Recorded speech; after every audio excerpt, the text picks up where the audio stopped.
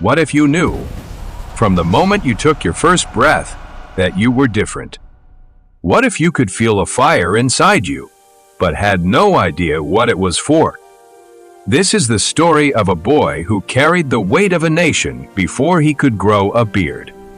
A boy who didn't choose his destiny. It chose him. Last time, we witnessed the impossible. An angel appearing to a barren woman, a promise whispered in the dust, a child consecrated before conception. But here is the question no one asked. What happens between the promise and the prophecy? Light Revealed. Samson, The Fire Awakens, Episode 2. Imagine growing up in Zorah, a small village in the hill country of Dan. Judges, Chapter 13. A barren woman, an impossible promise, and a child set apart before birth. No wine for him, remember the vow. Of course. No wine, nothing from the vine. While other boys celebrated harvest festivals, Samson drank water. I am going to be And the hair. Oh, the hair. fast I am. Why don't you ever cut this, Samson? You look like a girl. They mocked him. They didn't understand.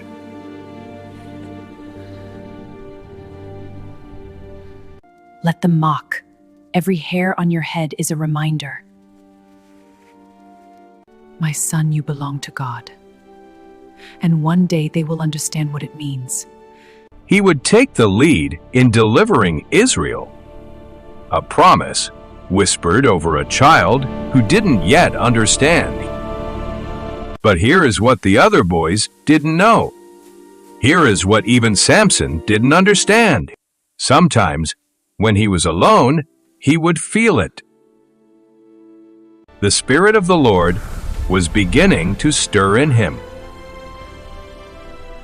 But a fire contained is still just a spark. And sparks, my friends, either grow into flames or they die.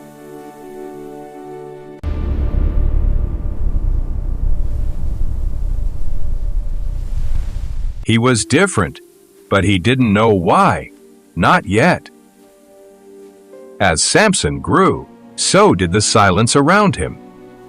His parents knew the prophecy. They never told him when or how. Father, when will it begin? The deliverance you speak of? Patience, my son.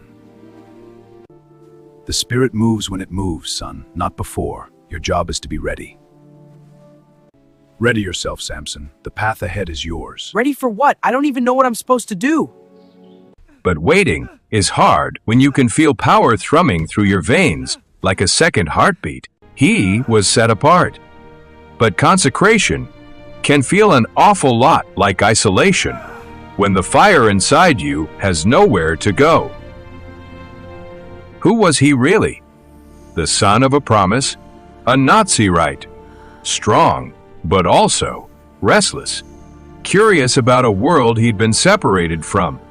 What would it feel like to be ordinary? Just for a day. What would it feel like to be free? It happened on an ordinary day. Samson was walking the ridgeline when he saw something that stopped him cold. Below in the valley, Philistine soldiers were taking grain from Hebrew farmers. Not buying, taking.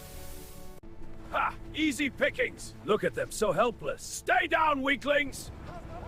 And Samson felt something he had never felt before. Not anger. Not exactly. Righteous fury.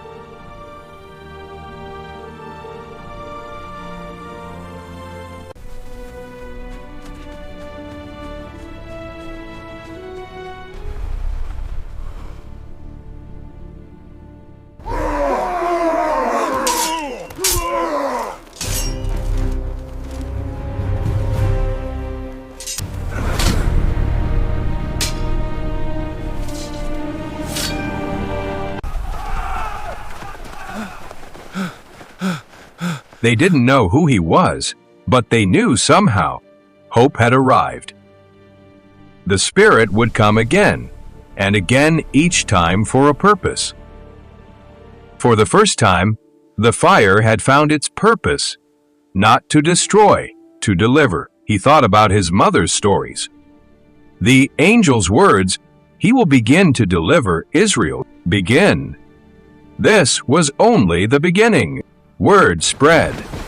Soon people began to whisper, "Did you hear what Manoah's son did?" Samson became a local legend. People sought him out. They wanted to see the strong man. But here is the thing about legends. They don't tell you what happens when the crowd goes home. Samson led Israel for 20 years.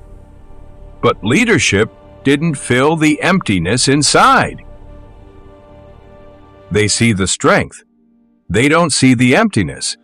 They don't know that when the Spirit leaves, I am just a man in a room, wondering when the fire will come again. His parents saw his strength and praised God. They didn't see the questions forming in his heart. What would it feel like to be ordinary just for a day? Samson was in his own village, going about an ordinary day. They look good. He had no idea that everything was about to change. A group of Philistine merchants passed through Zorah that day, a common enough occurrence. Trade happened even between enemies, but this time was different. This time, among the merchants, there was her. One glance. That is all it took. Looking became seeing, and seeing became wanting. She left with the merchants, but she didn't leave his mind. She was from Timnah, they said, and Samson couldn't let her go. He went home in a daze. His mother saw his face and knew something had shifted. I saw a woman in Timnah today, one of the Philistine A women. Philistine woman? Among all the Israelites, you must go to the uncircumcised Philistines to find a wife?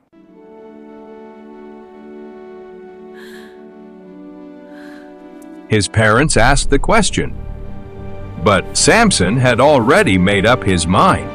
So Samson went to Timnah. His parents accompanied him, perhaps hoping to talk sense into him, perhaps hoping to meet this woman and change his mind. Suddenly, that is how it always happens.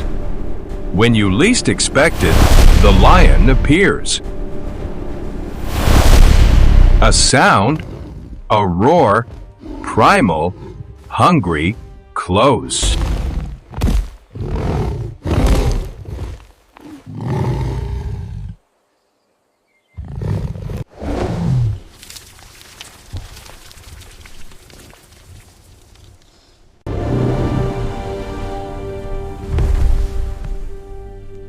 His parents saw him survive. They saw the lion defeated. But they didn't see how. They didn't understand the source. The Spirit came. The lion fell. But Samson told no one what he had done. And somewhere in the back of his mind, an idea began to form. A riddle, a secret, a test.